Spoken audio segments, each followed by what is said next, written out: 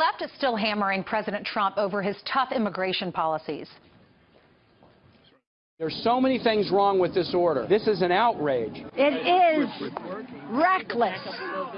It is reckless and rash. It is unconstitutional. Mean-spirited and un-American.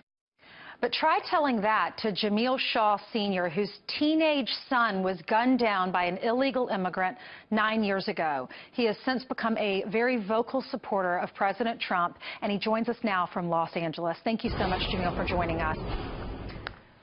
Thank you for inviting me. You're welcome. First of all, for the folks at home that don't know the story about your son, tell us what happened. March 2nd, 2008. He was coming home from the mall, and I had just called him on the phone, see where he was at. He said he was right around the corner, and a couple of minutes later, heard 2 gunshots. Came outside, he was laying in the street in a pool of blood, dead. Wow, every parent... illegal alien. An illegal alien was responsible for it. Tell us about him. Yeah, illegal alien. He was an 18th Street gang member on his 3rd gun charge. He was released from the county jail within 24 hours from killing my son. Nobody called ICE. He had already had a deportation hold on him in Santa Clara County. They didn't honor, so he came here and started doing the same thing. Instead of deporting him, they just let him out like he was out of YMCA camp. And he murdered my son the same day he got out. Wow, and now your life will never be the same.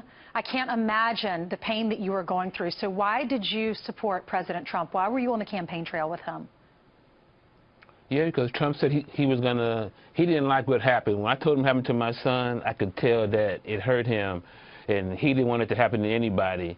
And I believed that he was going to do something, you know. I trusted that he was going to do something, and he came through. He came through. I'm happy that he's doing it. Now we have to enforce it. I mean, you got all these people fighting against him. So he had to set a, he got to set a precedent and come at him hard. Yeah, he actually listened to you.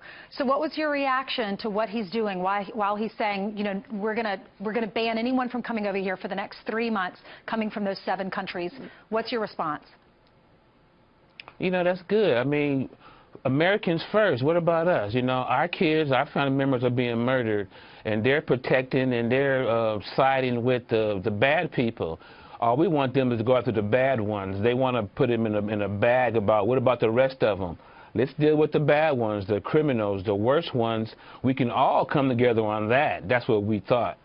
Jamil, there's a lawmaker that has a plan to let people like you, a victim of a crime committed by illegals, to sue the government. Do you think that's a good idea? Oh, yeah, it'd be perfect. It'll hold them accountable. It'll make them scared to do this stupid stuff they're doing. We were trying to sue Sheriff Baca, and the court blocked us twice from even suing him. Even he was the one that directly did it. The police chiefs out here and the sheriff department, they don't want to do nothing. They don't want to do nothing to protect us. So that'll hold them accountable because it'll make them do their job. So what's your message to Chuck Schumer when you see him crying because he thinks that these refugees should have more rights than Americans? You know what, it's like Trump said, that was so fake. I've been to funerals, candlelight vigils. You want to see real crying and hurt people, why don't you show up there? I know a lot of parents who cry every day, including myself. That's all we do is think about our loved ones, and to see him crying for terrorists and people who we don't even know who they are, when he has Americans here that he gives us no support, I could care less about Chuck Schumer. Jamil Shaw, thank you for being with us. God bless you. Thank you.